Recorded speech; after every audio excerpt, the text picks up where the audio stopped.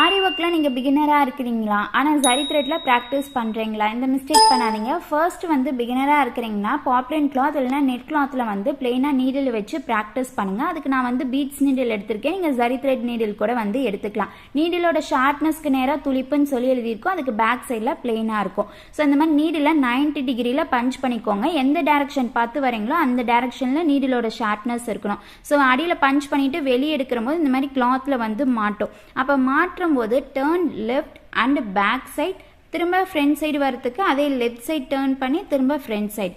இந்த மாதிரி நீடிலோட ஷார்ப்னஸ் 90 டிகிரியில் வச்சுட்டு turn left back and front. இந்த மாதிரி தான் நீங்கள் வந்து ப்ராக்டிஸ் பண்ணோம். ஸோ நீங்கள் லெஃப்ட் சைடோ பேக் சைடோ டேர்ன் பண்ணுற போது அந்த துளிப்புன்னு எழுதியிருக்குதுல அது ஃபுல்லாக வந்து லெஃப்ட் சைடும் பேக் சைடும் போயிட்டு வந்தால் தான் உங்களுக்கு த்ரெட் யூஸ் பண்ணுற போது அதோட ரொட்டேஷனும் கரெக்டாக இருக்கும். இந்த மாதிரி வீடியோஸ் பிடிச்சிருந்துச்சுன்னா மறக்காமல் சேவ் பண்ணிக்கோங்க. தேங்க்யூ.